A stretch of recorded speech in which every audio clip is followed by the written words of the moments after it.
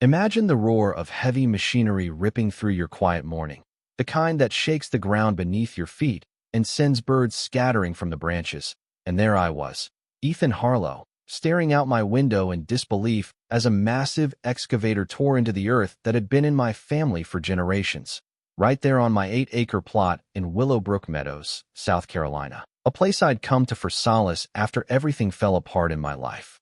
It was like a scene from a nightmare, the diesel fumes choking the fresh dawn air, mixed with the scent of freshly churned soil and splintering wood. And in that moment, my heart pounded with a mix of rage and confusion, because this wasn't just dirt.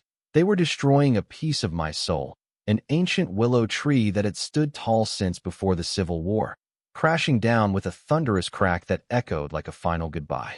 I'd inherited this land from my uncle Harlan, a Vietnam vet who'd carved out his life here since the 1960s, on a grant dating back to 1820, long before the developers swooped in during the late 80s and built this gated community around it, leaving his property as this stubborn island of independence amid rows of identical houses where even your front door color needed a stamp of approval from the Homeowners Association of Willowbrook, or as I came to call it, the HAW. After a divorce that stripped me of half my savings and all my patience for mind games, I'd moved here as a semi-retired structural engineer, bringing along my 2 rescue mutts, Buddy, the scrappy terrier with a missing ear, and Luna, a gentle shepherd mix who bolted at the sight of squirrels, seeking nothing more than quiet mornings with black coffee on the veranda, the rustle of leaves in the breeze, and maybe tinkering in the shed where Uncle Harlan had taught me to whittle wood and appreciate the slow rhythm of nature. But peace? That was a joke, because from the start, Karen Whitaker, the iron-fisted president of the HAW, a sharp-tongued interior designer in her mid-40s who'd climbed the social ladder through 2 strategic marriages, had it out for me.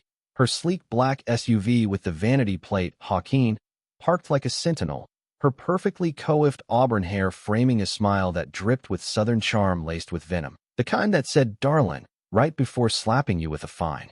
She ran the board like a queen in her court, 7 members, but really just her puppets, finding old Mr. Lee for a harmless yard statue, while her cronies flaunted neon holiday lights without a peep, all in the name of aesthetic unity, which basically meant everything had to match her vision of suburban perfection, bland and overpriced. My farmhouse-style windows, authentic to the 1840s and backed by historical society docs, clashed with her neutral palette. So 6 months in, bam, a notice demanding I repaint or face escalating penalties.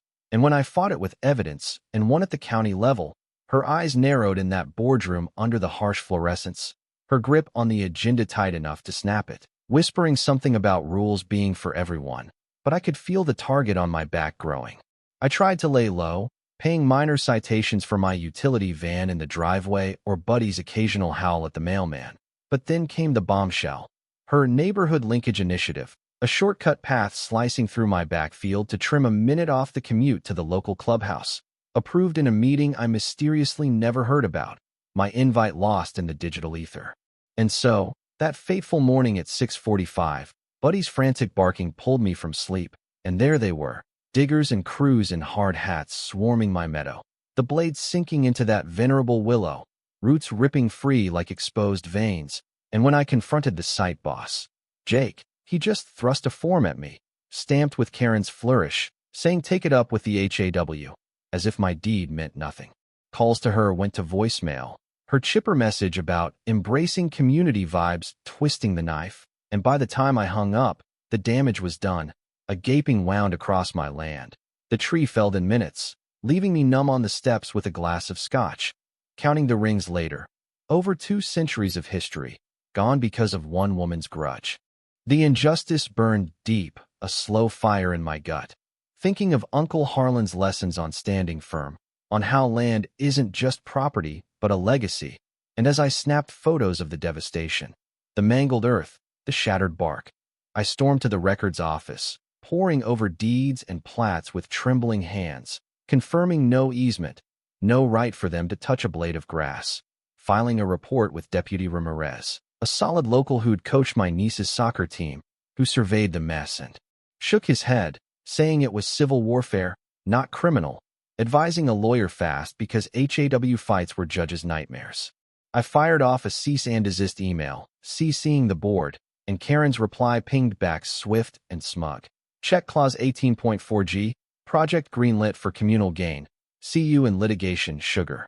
Digging into the bylaws, that murky tome of legalese, I found the loophole. Board could mandate upgrades on any lot if it enhanced overall welfare. Vague as fog. And my attorney Marcus called it shaky, but warned the HAW's war chest could bleed me dry. His fee alone a gut punch after my divorce rebuild. Then, the real slap. Served papers at the soup kitchen where I volunteered, mid-scoop of stew for folks down on luck. The server announcing my name loud. Suing for $52,000 in delays and costs. The room freezing as humiliation washed over me like ice water, tasting metallic and sharp. Wondering how many eyes were already texting Karen the play-by-play. She wasn't content with the land grab. She wanted to break me, starting with whispers that turned to outright smears. Conversations halting in the hardware store as I grabbed nails. Old acquaintances dodging me at the market, and then her masterpiece. A veiled post in the private neighborhood forum. 800 members strong, including outsiders and gossips, lamenting how one selfish soul endangered safety and values. Hashtags like #UnityMatters, unleashing a torrent of comments painting me as the villain, unstable post-divorce, a threat. Even dragging in my daughter Sophia, who called from university, voice cracking, saying classmates' parents were probing if I was unraveling. The shame hitting her hard, and me too. As I stood in the supermarket aisle clutching frozen veggies, feeling like a ghost in my own town, the squeak of my cart mocking my isolation.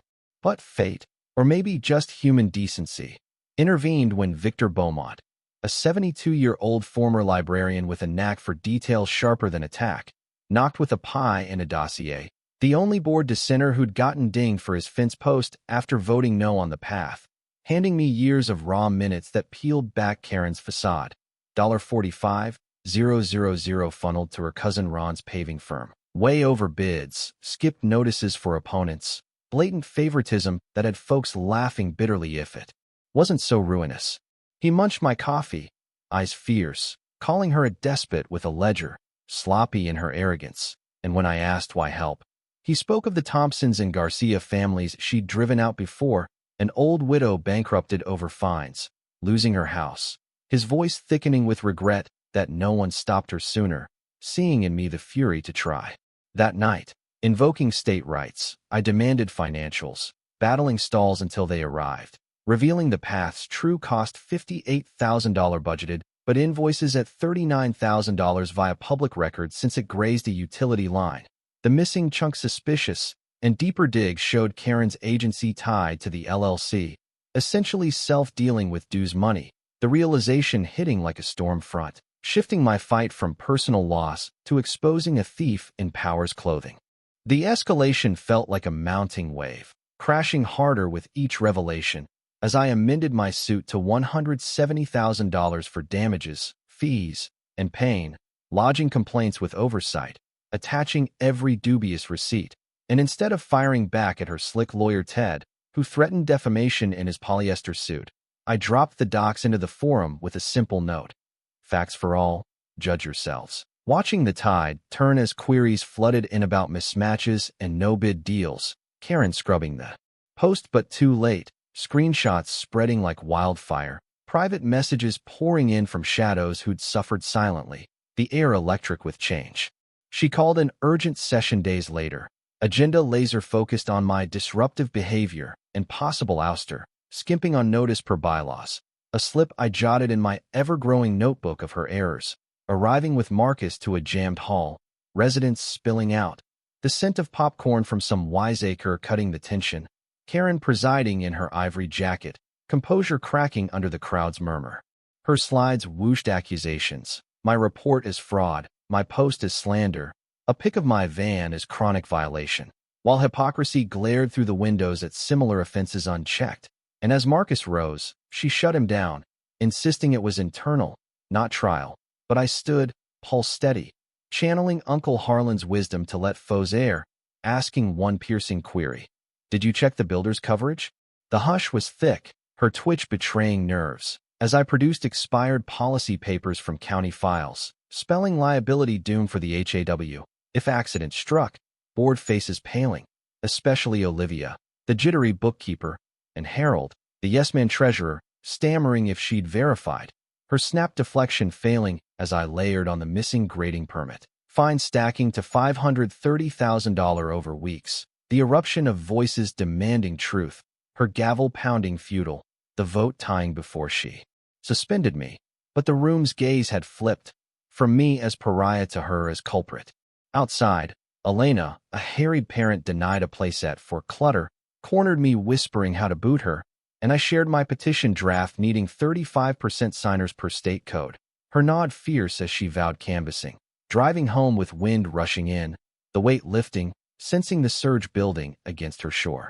Then came the anonymous packet in my mailbox, no stamp, bulging with horrors. A 2020 lien against Maria Lopez, Lot 52, $10,400 in penalties leading to sale, a scribbled plea to probe her exit, from an ally.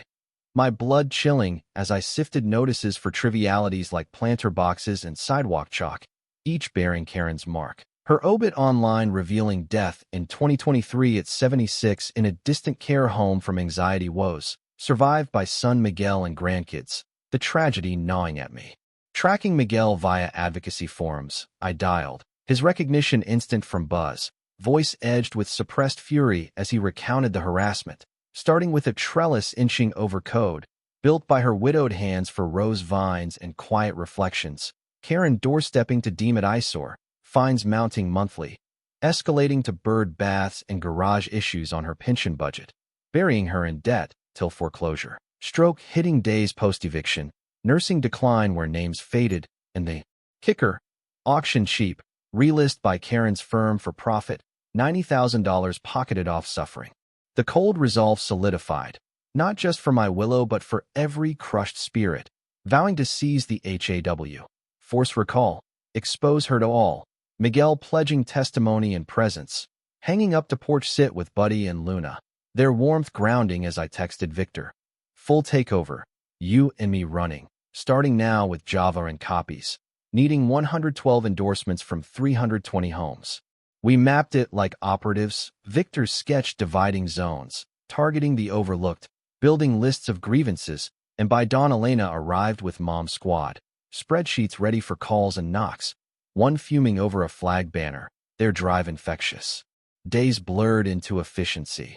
Victor on forms, me cross-checking frauds like ghost services and overcharges, Marcus grinning at the slam dunk, door hits yielding tails like Frank's $350 for leaf debris in a gust, his sign swift, the simmer boiling over years.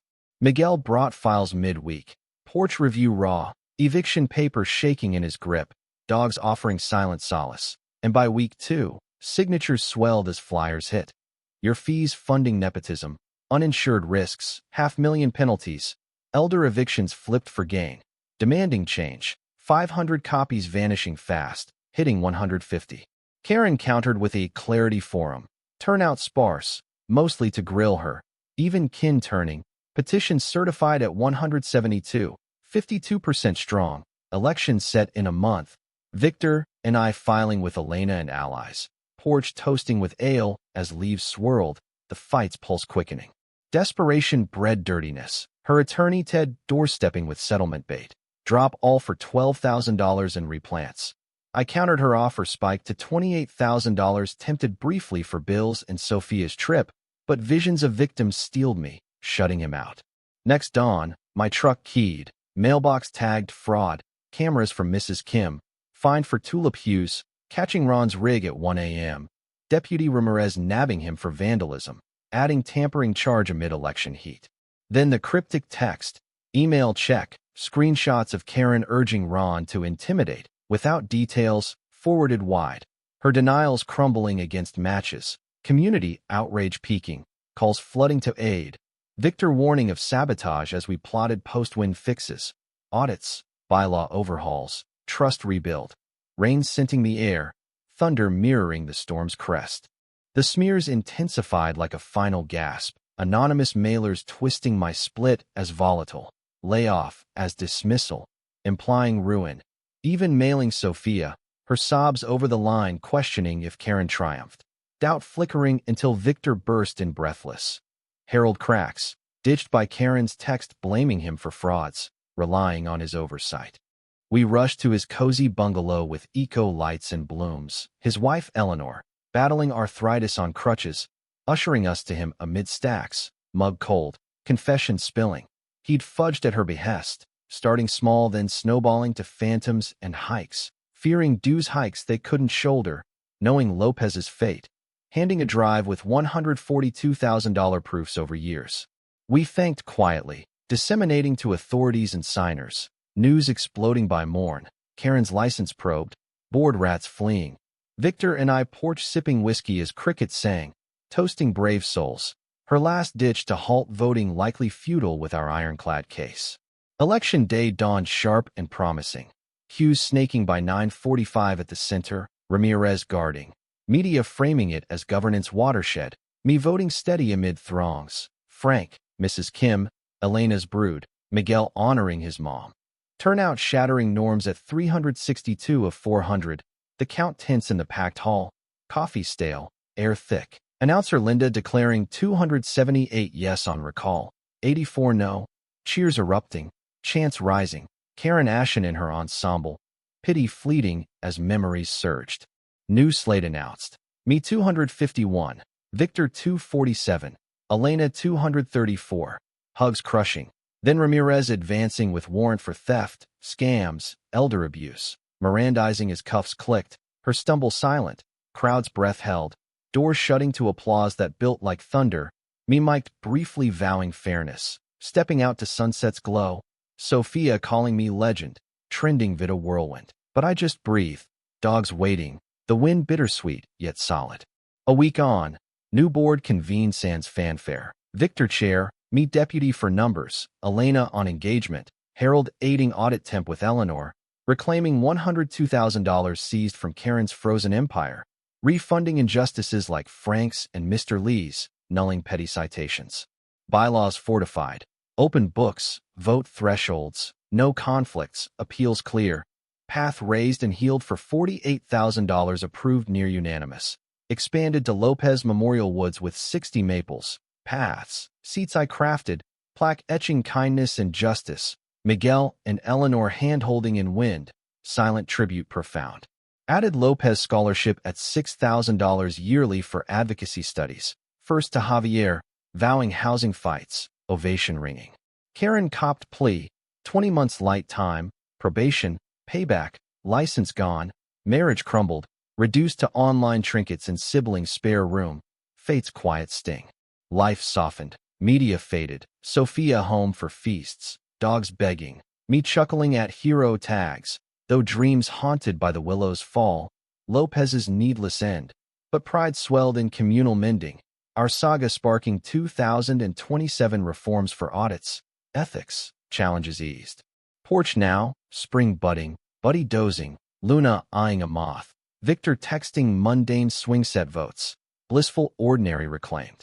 And yet, as the sun dips and shadows lengthen, I can't help but wonder, in a world where power so easily corrupts the small tyrants among us, is true justice ever fully served, or do we just patch the wounds and hope?